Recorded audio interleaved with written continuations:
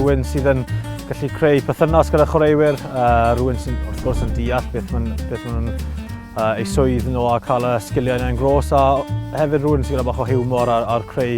I fi, mae'r perthynas yna gyda chwaraewyr yn pwysig iawn. Pwysio chwaraewyr i moyn bod yn well, i gwella nhw, i deall lle maen nhw yn eu gyrfa nhw, a deall y sgiliau sy'n angen nhw i gwella, so fi'n credu mae'r llygad ar y chwaraewyr yn pwysig iawn. Fi wedi bod yn ffodus iawn i gweithio gyda lot o hyfforddwyr gwahanol, hyfforddwyr weddol, hard-nosed mae'n gweud, a rai creadigol hefyd. So, Lixon i'n meddwl fi wedi dwyn y sgiliau o lot o pobl wedi cael y gorau fas o fi, a fi'n iwso hwnna nawr i hyfforddi chwaraewyr fi. Mae rhaid chi creu ffordd o'r chwaraewyr i'r moyn gwella, moyn dysgu. So mae rhaid i chi hunan cadw ymlaen dysgu, cadw ymlaen edrych ar y ffordd chi'n hyfforddi, edrych ar y ffordd chi'n rhoi gwybodaeth yn gros a byth yr sefyll yn stond.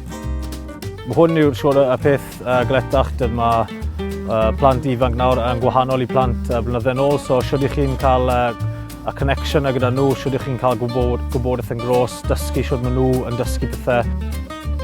Mae lot o'r boes sy'n gyda teulu a pethau, a maen nhw gyda pethau bant o'r ca, so pan maen nhw'n dod i gwaith, cael y gorau mas yn nhw, bod yn organised iawn, a mae hwnna'n pwysig iawn, mae rhaid chi'n gwneud lot o gwaith yn nos cynni i paratoi, fel bod y diwrnod ar ôl gyda good flow iddo fe.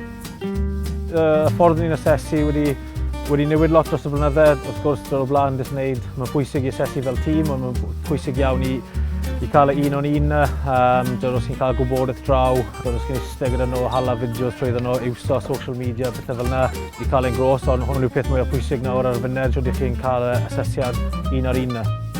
Fi'n credu bod nhw'n pwysig iawn, dim doi person yr un peth, so mae'n pwysig iawn, mae rhaid chi parchu nhw fel person, ond fi'n credu maen nhw'n gwahanol. Mae pawb yn gwahanol y ffyrdd maen nhw'n cymryd gwybodaeth a ffyrdd maen nhw'n dysgu. Mae ennill yn pwysig iawn, ond hefyd gweld chwaraewyr yn gwella. Dod i fi i gweld rhywun yn dod trwydd yr academi a chwarae Cymru, mae hwnna'n gret i fi. Gwella fel tîm, gwella fel person, mae hwnna'n gret. Jyst cadw ma'n dysgu, chi byth yn sef yn stond. Edrych nôl a beth o'ch chi'n joio fel chwaraewr ifanc, edrych nôl ar pobl oedd wedi cael effaith mawr ar gyrfa chi, a jyst joio fe. Mae'n job yn anodd, joio a cael y gorau mas o bobl.